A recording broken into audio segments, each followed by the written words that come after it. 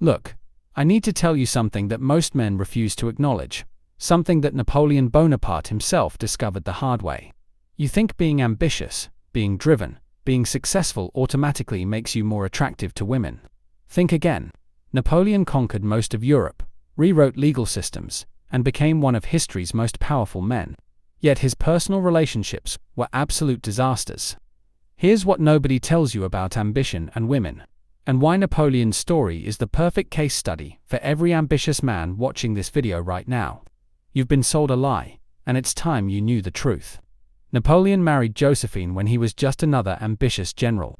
She was older, had children from a previous marriage, and honestly, she wasn't that into him. But he was obsessed, completely obsessed. He would write her letters from military campaigns that were so desperate, so needy, that they're painful to read even today. I awake full of you. Your image and the memory of last night's intoxicating pleasures leave no rest to my senses. This is the same man who would later crown himself Emperor of France. But with women, he was a mess. And here's the kicker. The more successful he became, the worse his relationships got. As Napoleon rose to power, Josephine became more distant. She had affairs while he was conquering Austria and Prussia. She spent his money like water and showed up late to their own coronation. The woman barely tolerated him, and this was supposed to be the love of his life.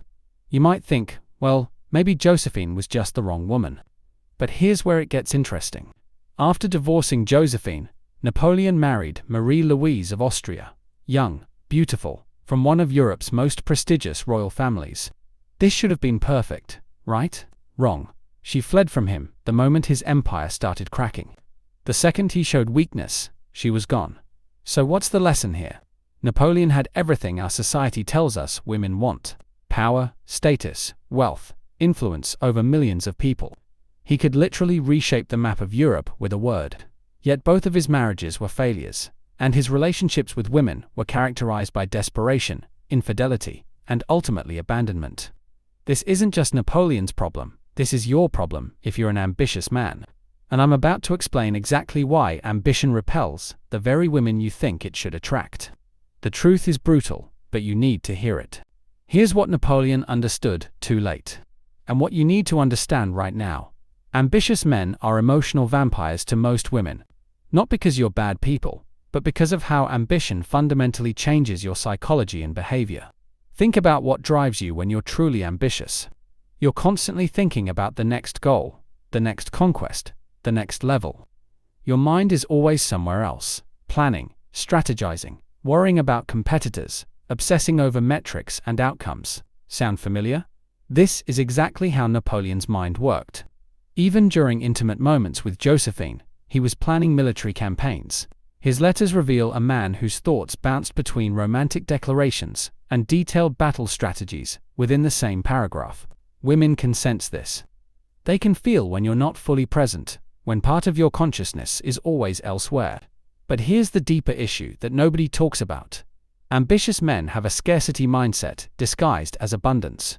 You think because you're successful, you're high value, but your behavior reveals the opposite. Napoleon showered Josephine with gifts, attention, and desperate letters because he was terrified of losing her. Why? Because deep down, ambitious men know they're not fun to be around. You work 80-hour weeks, you talk about business at dinner, you check your phone during conversations, you cancel dates for opportunities, you're stressed, anxious, and emotionally unavailable most of the time. Then you wonder why women aren't drawn to you despite your success. Napoleon made this exact mistake. He thought his titles and conquests would make him irresistible. Instead, they made him more insecure. The higher he climbed, the more he had to lose, and the more desperate he became to hold on to Josephine. This desperation is repulsive to women, especially high-quality women who have options. Let me give you a modern example. You know that guy who makes 7 figures, but can't get a second date. He talks about his business achievements, shows off his car, mentions his investments. He thinks he's demonstrating value, but he's actually demonstrating insecurity. He's trying to convince her of his worth, because he doesn't believe in it himself. Women don't want to be your achievement or your stress relief. They don't want to compete with your business for your attention.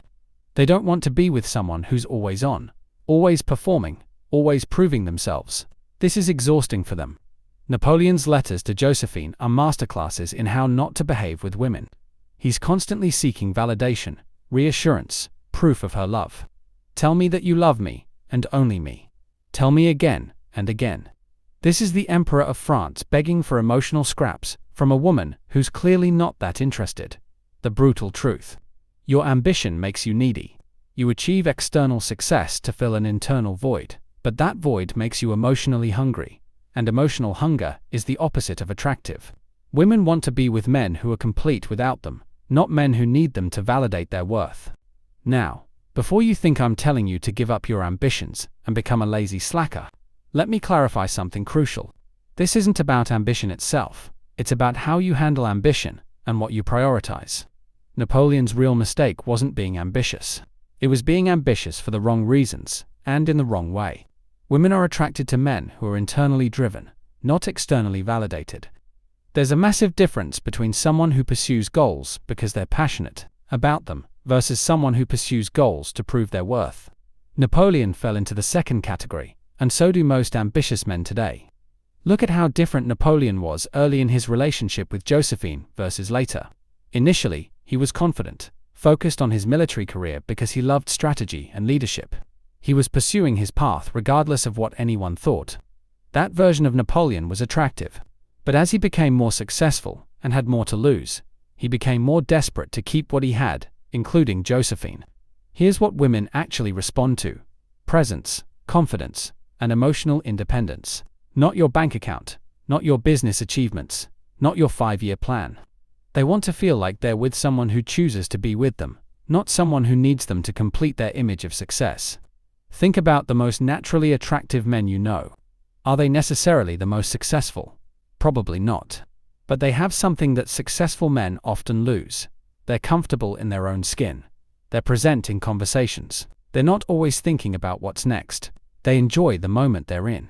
Napoleon lost this quality as he gained power. His later letters show a man who couldn't enjoy anything because he was always worried about maintaining his position. He couldn't be present with Josephine because he was always thinking about threats to his empire. This made him exhausting to be around. Women want to feel relaxed and happy when they're with you. But ambitious men often create the opposite environment. You bring your stress home. You talk about work problems. You're checking emails during dinner. You're mentally rehearsing tomorrow's presentation while she's trying to connect with you tonight. Here's another brutal truth. Most women would rather be with a happy bartender than a miserable millionaire. Happiness is contagious, and so is misery. If your ambition makes you chronically stressed, anxious, and unavailable, you're bringing negative energy into every interaction. But here's where it gets really interesting. The women who are attracted to purely ambitious men, they're usually attracted to what you can provide, not who you are. These are the women who stick around while you're winning and disappear when you're not. Just like what happened to Napoleon with both Josephine and Marie-Louise. Josephine loved Napoleon's status and what it gave her: luxury, position, excitement. When those things came with too much drama and instability, she was ready to move on. Marie-Louise was literally a political arrangement who fled the moment his empire collapsed. Neither woman was attracted to Napoleon, the person. They were attracted to Napoleon, the provider, or Napoleon, the symbol. Is that really what you want? Relationships based on what you do, rather than who you are. Because that's what you get when you lead with ambition and achievement. You attract women who see you as a lifestyle upgrade, not as a person they genuinely enjoy being around. The men who have both success and great relationships understand this distinction. They pursue their goals with passion, but they don't define themselves by their achievements. They can be fully present with their partner because their self-worth isn't tied to their next accomplishment. So what's the solution? How do you maintain your ambition while actually being attractive to high-quality women? The answer lies in understanding what Napoleon got wrong and what you can do differently. First, you need to separate your identity from your achievements. This is the hardest thing for ambitious men to do because society has taught you that you are what you accomplish. But this creates a fragile sense of self that requires constant validation. Women can sense this neediness from miles away. Napoleon's identity was completely tied to his conquests and titles. When those were threatened, he became desperate and clingy. Don't make the same mistake. Your worth as a person isn't determined by your business success, your income, or your status. These are things you do, not who you are. Second, learn to be present. This is non-negotiable. When you're with someone, be with them, not physically present while mentally absent. Women value attention and presence more than any gift or gesture you could make. Napoleon showered Josephine with expensive presents while being emotionally unavailable. Guess what mattered more to her? Practice putting your phone away during conversations. Listen without thinking about your response. Ask questions because you're genuinely curious, not because you're following some dating strategy. This skill will transform not just your relationships, but your entire quality of life. Third, develop interests and passions outside of your career ambitions. Napoleon was obsessed with power and conquest. But what else did he enjoy? What made him laugh? What relaxed him? If you can't answer these questions about yourself, you're in trouble.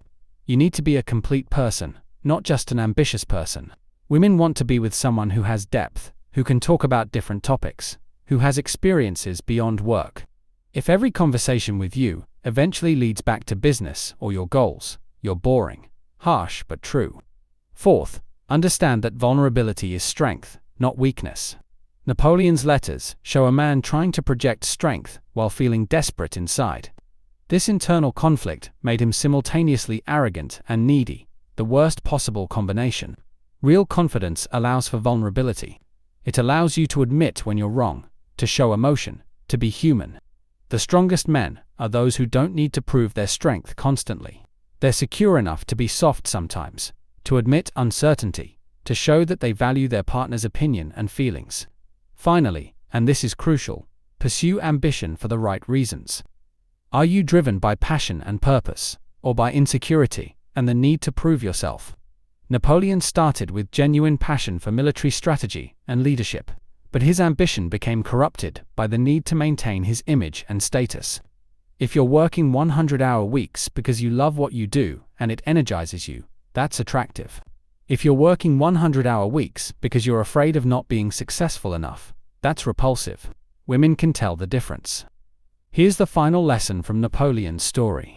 The most successful relationships happen when you're successful and emotionally available, ambitious and present, driven and content with who you are right now. You don't need to choose between ambition and love, but you do need to handle both intelligently. Napoleon conquered Europe, but lost the women he claimed to love. Don't make the same mistake. Your empire means nothing if you're emotionally bankrupt. Build a life that includes success, but doesn't depend on it for your sense of worth. The women worth having want to be with a man who chooses them from a place of strength and completeness, not from need and desperation. Be that man, and you'll have both the success you want and the relationships you deserve. That's Napoleon's brutal truth, and now it's yours to act on. But there's one more layer to Napoleon's story that reveals the ultimate truth about ambition and attraction. What happened after he lost everything? After his empire crumbled and both wives abandoned him. On St. Helena, stripped of all titles and power, Napoleon became a different man. The few women who met him during exile described him as more charming and genuinely attractive than he'd ever been as emperor. Why? Because he finally stopped trying to be impressive and started being himself. This is the lesson that could save your relationships. Women want the version of you that exists when you're not performing. Napoleon's most attractive qualities emerged when he had nothing left to prove. Think about when you feel most natural and confident. Probably when you're doing something you love, not thinking about impressing anyone. That's the genuinely attractive you. But most ambitious men spend so much time performing that they forget this version exists. Napoleon's tragedy wasn't his ambition. It was confusing his achievements with his identity. Your career success is what you've accomplished, not who you are as a person. Here's what separates successful men with great relationships from those without. They can switch modes. Strategic at work, present and playful at home. Napoleon never learned this. He was always on, always the emperor, even with his wife. Exhausting. You have three selves: professional work, personal friends, family, and private alone. Most ambitious men get stuck in professional mode 24/7. Women don't want to date your work persona. They want your human side, your personal self, the one that laughs at dumb jokes, gets excited about hobbies, admits confusion. That's who people fall in love with. Achievements get attention, humanity keeps it. Napoleon discovered this too late. On St. Helena, when forced to drop the imperial act, People found him genuinely interesting. If he'd accessed this version earlier, everything might have been different. Here's your action plan. First, consciously switch modes when you get home. Tell yourself, work is done. Create a transition ritual. Second, develop interests unrelated to your ambitions. Napoleon's world revolved entirely around power. He had no friends who knew him as just a person. This made him one-dimensional, despite being history's most accomplished leader. Third, enjoy your current life instead of constantly chasing the next level. Napoleon was never present, never satisfied. Success you can't enjoy isn't success. Finally, the right woman will love your ambition and your humanity. The wrong woman only cares what your success provides. Napoleon attracted wrong women because he only showed achievements, never authenticity. The ultimate irony. Napoleon spent his life trying to earn love through conquest, when he was already worthy just by being human. You are too. Your worth isn't your net worth. That's Napoleon's final lesson. Real love doesn't need to be earned through achievement. It's given to who you actually are. Stop performing, start being present, and watch everything change.